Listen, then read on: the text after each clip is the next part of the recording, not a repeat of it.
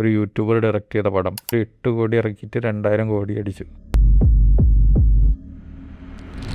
ഇതൊരു psychological ഹൊററാണ്. Bear എന്ന് പറഞ്ഞൊരു പയ്യൻ, നിക്കി എന്ന് പറഞ്ഞ ഒരു ചൈൽഡ്ഹുഡ് ഫ്രണ്ട്, ഒരു wish. I wish Nikki Freeman loved me more than anyone in the entire world. അതിനുശേഷം കഥ കംപ്ലീറ്റ്ലി ഷിഫ്റ്റ് ആവും. This movie is directed by Curry Barker. പുള്ളി ഒരു ട്രഡീഷണൽ ഹോളിവുഡ് ഡയറക്ടർ ബാക്ക്ഗ്രൗണ്ടിൽ നിന്ന് വന്ന ഒരാളല്ല. He's a YouTuber.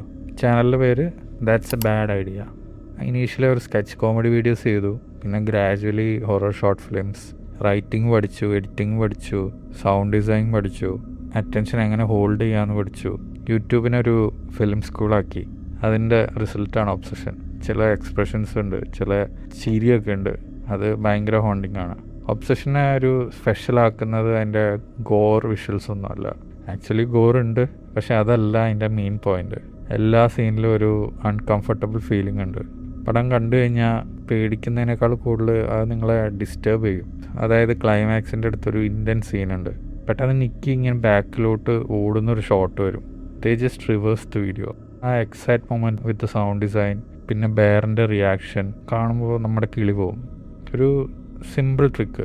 പിന്നെ ഈ പടത്തിൻ്റെ ലൈറ്റിങ്. ഒരു ഷോട്ടുണ്ട്, നിക്കി ഹീറോയുടെ ഓപ്പോസിറ്റ് നിൽക്കുന്നു. ഹീറോയുടെ ഫേസിൽ ചെറിയ ലൈറ്റ് കടിക്കുന്നുണ്ട്, പക്ഷേ നിക്കി ഓൾമോസ്റ്റ് കംപ്ലീറ്റ്ലി ഡാർക്ക്നെസ്സിലാണ്. ഫേസ് പ്രോപ്പറായിട്ട് കാണാൻ പറ്റില്ല, പക്ഷെ കണ്ണുകളിൽ മാത്രം ഒരു ക്യാച്ച് ലൈറ്റ് അടിച്ച് തിളങ്ങി കിടക്കുന്നുണ്ട്. ഈ പൂച്ചയുടെ ഒക്കെ കണ്ണുപോലെ. ഫേസ് കാണിച്ച് പേടിപ്പിക്കുന്നതിനേക്കാൾ സ്കെയറി ആയിരുന്നു അത്. പിന്നെ how they use the shadows. ഈ മൂവി ഡാർക്ക്നെസ്സിനെ ഭയങ്കരമായിട്ട് യൂസ് ചെയ്തിട്ടുണ്ട്. ചില സീനിൽ നിക്കി ഫ്രെയിമിൻ്റെ കോർണർ നിൽക്കുന്നത് കാണാം. Nothing jumps out, nothing screams, nothing moves. നമ്മൾ കോൺസ്റ്റൻ്റ്ലി ആ ഡാർക്ക്നെസ്സിൽ എന്താണുള്ളതെന്നൊക്കെ നോക്കിയിരിക്കും. ചിരിക്കുന്ന ഷോട്ടാണെങ്കിൽ ഡയറക്ടർ അത് കുറച്ച് കൂടുതൽ നേരം ഹോൾഡ് ചെയ്യും. ചിലപ്പോൾ ഒരു 10-20 സെക്കൻഡൊക്കെ ഒറ്റ നിപ്പ. ജംസ്കേഴ്സ് ഇല്ല, ലൗഡ് മ്യൂസിക് ഇല്ല. പിന്നെ നമ്മുടെ സെൻസർ ബോർഡിൻ്റെ ഇഷ്യൂ. നമ്മൾ കണ്ടത് ഇതിൻ്റെ കംപ്ലീറ്റ് വേർഷൻ അല്ല. ഇന്ത്യൻ തിയേറ്ററിൽ ഇതൊരു ഓൾമോസ്റ്റ് 38 സെക്കൻഡ് റിമൂവ് ചെയ്തിട്ടുണ്ട്.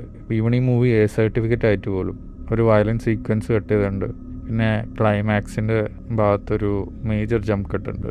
ഈ ഡയറക്ടർ മുമ്പെടുത്തൊരു ഷോർട്ട് ഫിലിമുണ്ട്, ദ ചെയർ.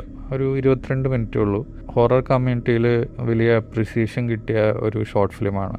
ആ ഡയറക്ഷനും ഒരു ടെൻഷൻ ബിൽഡിങ്ങും സൗണ്ട് ഡിസൈനും. പിന്നെ മിൽക്ക് ആൻഡ് സീരിയൽ, അത് വേറൊരു ഷോർട്ട് ഫിലിമാണ്. ആക്ച്വലി ഒബ്സഷൻ കണ്ടിട്ട് ഇഷ്ടപ്പെട്ടവരുണ്ടെങ്കിൽ ഈ 2 ഷോർട്ട് ഫിലിംസ് ഒന്ന് കണ്ടു നോക്കുക. പിന്നെ ഈ പടം ഉണ്ടാക്കിയത് അപ്രോക്സിമേറ്റ്ലി ഒരു 1 മില്യൺ ബഡ്ജറ്റിലാണ്. ഹോളിവുഡ് സ്റ്റാൻഡേർഡ്സിൽ അത് ഒന്നുമല്ല. പക്ഷേ ഈ റിവ്യൂ റെക്കോർഡ് ചെയ്യുന്ന സമയത്ത് മൂവി ഓൾറെഡി 230 മില്യൺ ക്രോസ് ചെയ്തിട്ടുണ്ട്. അതായത് ഒരു 8 കോടി ഇറക്കിയിട്ട് 2000 കോടി അടിച്ചു. ഒരു യൂട്യൂബർ ഡയറക്റ്റ് ചെയ്ത പടം. ആക്ച്വലി 2026 ഏറ്റവും വലിയ സക്സസ് സ്റ്റോറീസിലൊന്നായിട്ട് മാറി കഴിഞ്ഞു.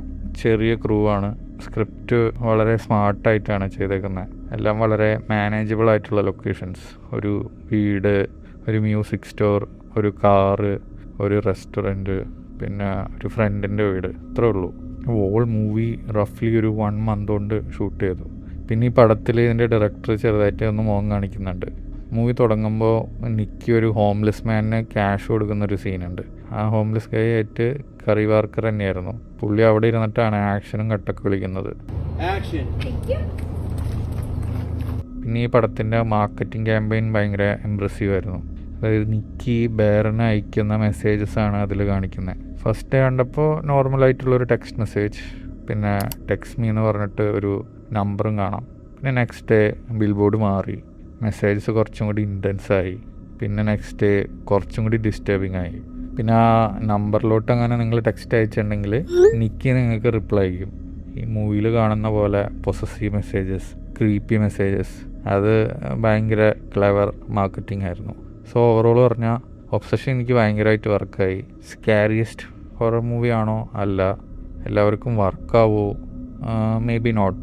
Direction, editing, sound design, lighting, പിന്നെ സ്റ്റോറി ടെല്ലിംഗ്. എസ്പെഷ്യലി നിക്കി എന്ന് പറഞ്ഞ ക്യാരക്ടർ.